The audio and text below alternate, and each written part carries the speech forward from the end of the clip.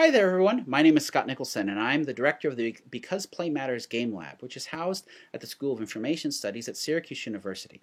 My goal today is to give you a little talk about meaningful gamification and to talk about the concepts of gamification, to talk about what is meaningful gamification, and to present a recipe that I've created for meaningful gamification. This isn't going to be a long detailed talk, it's going to be very much an overview, but I'll point you to some readings where you can learn more at the end of this little talk. There are many definitions of gamification, but here's the one I like. It's the use of game design elements in non-game contexts. Sebastian Dieterling was the person who came up with this definition, and I think it simplifies gamification down to its really core elements. The idea is that any time in the real world that you take something from a game and apply it to something in the real world to make that thing more engaging for you, more fun for you, that's gamification. The typical way that gamification happens is you take something in the real world, say putting out fires, and you apply a point system to it. In this case, I blew out 3 candles, so I earned 300 points. Now that's great, and over time you can get a lot of points, but the problem is it can be hard to conceptualize what those points mean. So one way to do that is to have a leveling system. And the idea is that when you've earned so many points, you then gain a level. And it's much easier to talk about I'm level 3 than it is to talk about I have 2,721 points. Now there's other ways to show progress, and one is through leaderboards. Leaderboards are where you compare someone's progress to other people. So in this case, you may have a leaderboard of how many candles someone has blown out over the years. And in this case, as you blow out more candles, you'll then go up in the leaderboard. Other ways of engaging with these systems are through achievements. So you may have an achievement which is going to be some special activity that you take on, which may or may not actually relate to the overall game goal. In this case, there could be an achievement that said, blow out fewer than half the candles on a cake. So that's a challenge. It's a challenge to blow out fewer than half, and it's actually a challenge that goes against the overall goal of this game, which is to extinguish fires. And so it adds more challenge and more life to a game by having these achievements that you can pursue.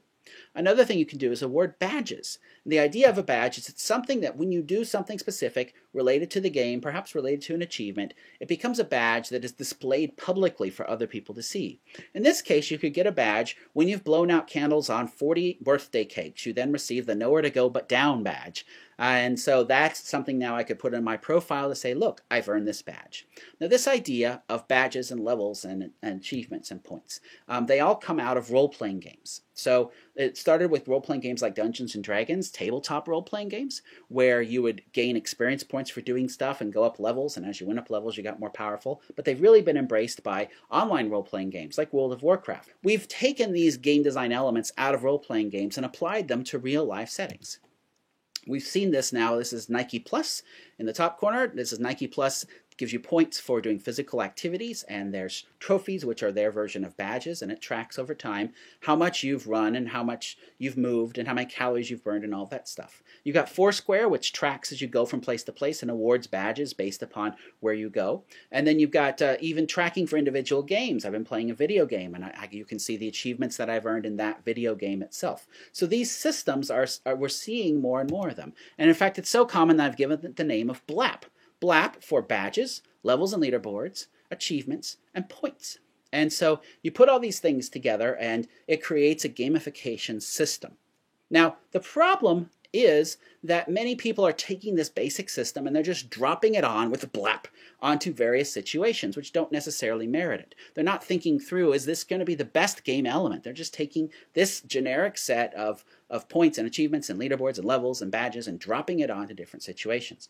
And that's not necessarily a good thing. The other thing that's coming up is people are using these as rewards. The idea is you're going to do that behavior in the real world because you're going to get some element in that system. So it's kind of like being incentivized, like you go to work because you get money.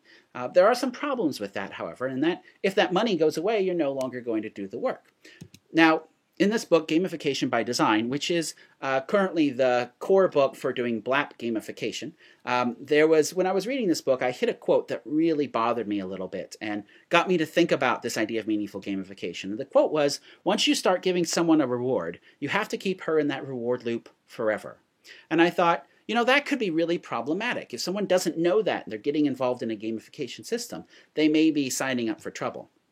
So this reward-based BLAP is not always bad. If you're teaching someone a skill and the skill they're learning is more important than the reward they're getting, well, then it's not going to matter. Let's say, for example, I teach you how to tie your shoelaces and I give you free beer for helping you tie your shoelaces. Well, you're not going to then need the free beer to tie your shoelaces because tying your shoelaces is a useful skill on its own and you feel good about being able to do that and it helps you succeed in life. You don't need the reward.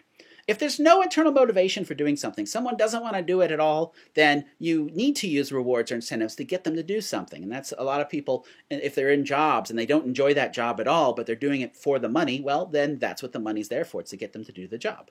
If you're doing something in the short term, something where I want you to buy this one product that's coming out, well, adding an incentive to that, that's okay. It'll get people to buy the product. From reward-based BLAP, we do see great short-term gains. The problem comes in when someone tries to use it for long-term change.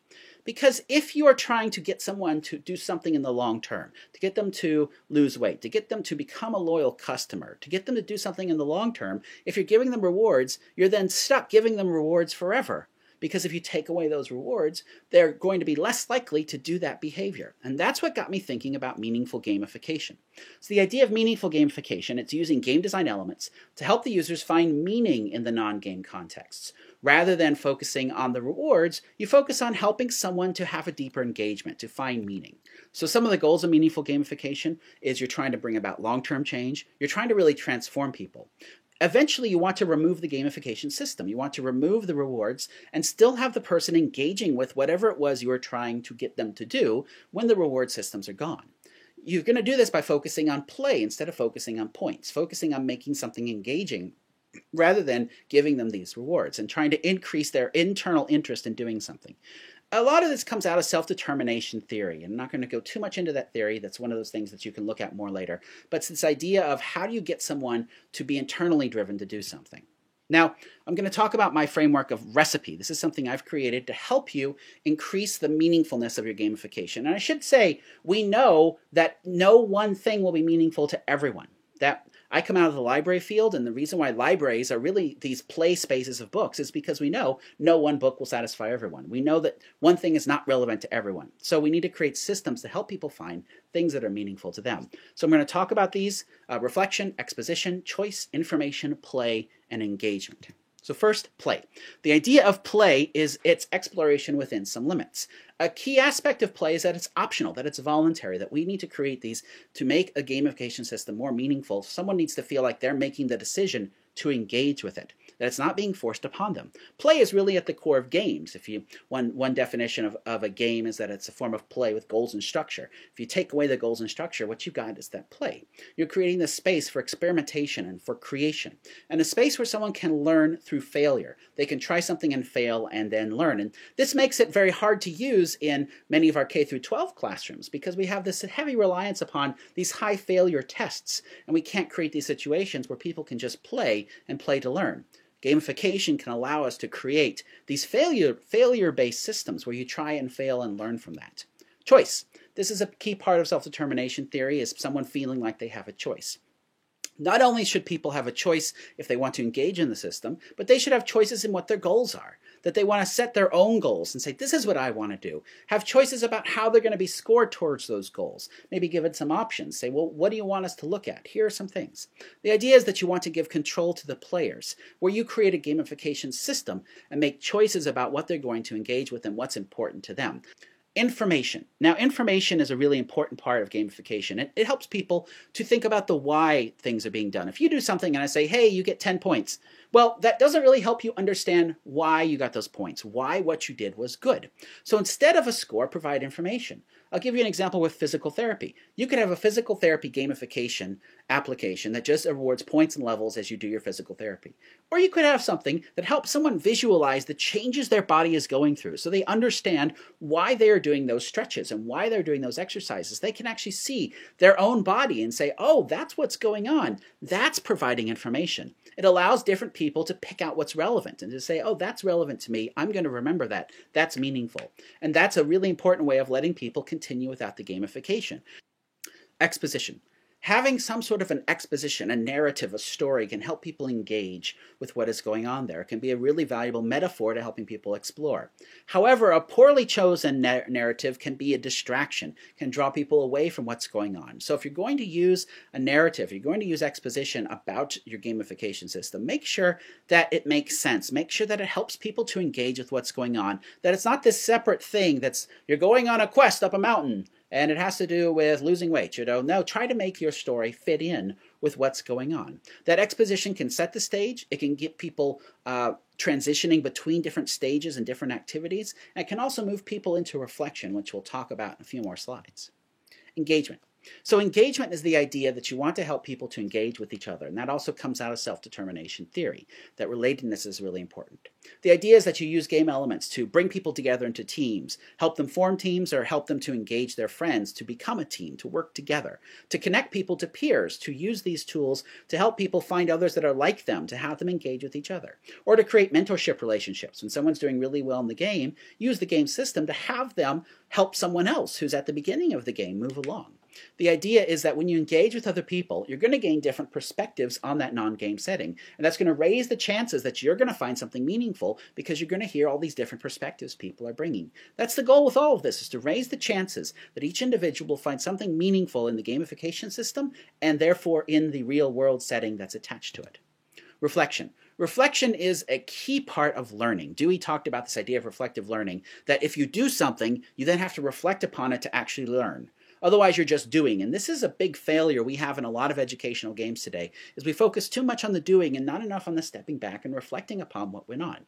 The idea of reflection is it's a time to really build that meaning, to connect what you're doing to the real world, to connect the action with yourself, to think about what is important to me and how does it reflect. A time to really understand what was gained and appreciate how you've gained in competence. And reflection is best done with others because, again, you want to learn from the perspectives of others. That's going to help you to have a richer reflection about what was going on. So putting this all together, when you're trying to create a system that's more meaningful, you want to think about these options: reflection, exposition, choice, information, play, and engagement. And how does the gamification system you've created use these things to help people find meaningful connections to the non-game setting? Now, you can still use BLAP to do these things. BLAP is a tool. It doesn't have to be used as a reward. Instead of using BLAP as a reward, you can use badges and achievements and points to create signposts towards a user-created goal. You tell the user, you set the goal, we're going to help you track progress through that goal. We're going to help you reach that goal if this is the goal you want to reach. BLAP can create moments for additional information or story. If you're using a level system, you know when someone levels up, they've gotten better at the non-game activity, and that's a moment that you can give more narrative, a moment that you could allow someone to reflect, to create their own badges. We say reflect upon what you did and create a badge of something you're proud of. That's much more engaging than here's a badge I'm giving you. Get people to create their own elements of BLAP. It's very useful for user-created content, and you can create a system that limits the scope of what can be created. BLAP can be very valuable in creating peer groups. You know that if people are at the same level, then they might be able to engage with each other. Or if they've earned the same badge, they could engage with each other. So you're creating these moments of shared experiences, tracking that through BLAP, but the BLAP is becoming an informational tool, a tracking tool, not a goal and not a reward in itself. BLAP is the pathway, but it's not the reward. And the idea is that the person's reaching their own rewards, and along the way, they will have reflected and found things that are meaningful, which is going to raise the chance that they're going to stay with that behavior once they're done, once they're not using that gamification system anymore. Now, there's also many other game elements that are out there beyond BLAP, beyond this one set of game elements. We have the ability through our video games to visualize lots of different pieces of information. If you think about all the different information that is fed to a player during a first-person shooter, that's a great way of taking those concepts and visualizing them to other real-world settings. World of Warcraft did this great thing with customizable interfaces where the users could create their own interface to the world. Taking that model as a game design element and bringing it into real-world settings, that's really powerful. Let the user create an interface that's good for them. And then what's going to happen is the users are going to be really creative, and you as the designer can look at that and say, hey, there's some good ideas. You could apply this to business settings. You could apply this to library search. You could apply this anywhere you've got a system. Make it so the user can make their own view of that system and see what happens. Role-playing game elements are really useful to explore different perspectives on life. In role-playing games, you take on a role of someone else, and you think about the world in those perspectives. And so thinking about those as game elements to bring in that have nothing to do with levels and points and leaderboards, but rather a different game element to help you engage. Looking at the concepts from simulations. And so anytime you can simulate a real-world setting to allow someone to experiment and try and fail and learn from that, that creates a great situation where someone can explore and find something that's meaningful by experimenting, by having more than one shot. They can try things in different ways. You could use models from like Minecraft and Little Big Planet. These are games that allow you to create your own worlds. Using those models, using those game elements and apply them to real world settings where people can create their own spaces in which to work, in which to explore. One of the advantages of a tabletop game, a board game or a card game, is that you have to explicitly deal with the mechanisms in the game. And you can use that to actually teach a life lesson. I designed one board game called Tulip Mania 1637 that was published, and as I created it, I wanted to create rules that helped you think about why bubble markets actually happen in the real world. And by you having to actually make this market happen, you can reflect and say, hey, this is why these bubble markets happen. So there are lots of game elements out there that are not levels and leaderboards and badges and points. There's lots of other game elements that you could use for meaningful gamification. If you want to learn more about this, my website at becauseplaymatters.com, there's a publications link. If you click on that, you'll see papers with a lot of the theory behind what I'm talking about here, as well as other resources. I've learned a lot out of the world of corporate training. Corporate training is focused on using some of these elements I've talked about, especially reflection, to get people to think about their work in different ways. Corporate training has been using gamification for a very long time. There's an organization in the US called NASAGA at nasaga.org. You can find some information about that group if you really want to learn. Tiagi is a leader in corporate training. He's got a lot of great games on his website at tiagi.com. Another model to look at is the participatory museums, like museums of science and museums of play. These are optional spaces that people can choose to engage with. Look at these and see how they get people to learn and explore and find things that are meaningful in a way that's user-driven, not driven by a system. This concept of ludic learning spaces, play-based learning spaces, look at those. But most importantly, seek out the gamers in your organization. If you are a gamer, think about the elements of play in your favorite games and how you might be able to apply those to the real world. If you're an organization trying to do gamification, seek out the gamers in your organization and get their advice. Ask them about what sort of game elements they could see bringing into the table. Go beyond what's been presented with this BLAP stuff, but really think about what cool game elements are out there and play lots of games. That's my big advice to anyone wanting to make games, to look at game design elements. Play lots of different types of games. Play games you think you'll hate, but as you're playing it, look to say, what's going on here? What are the elements of how they're displaying information? How are they conveying information? How are they getting people engaged? And what can we take from that and learn? So hopefully in this little talk, I've gotten you to think a little bit more deeply about gamification and how to do something that's more meaningful. This is not easy.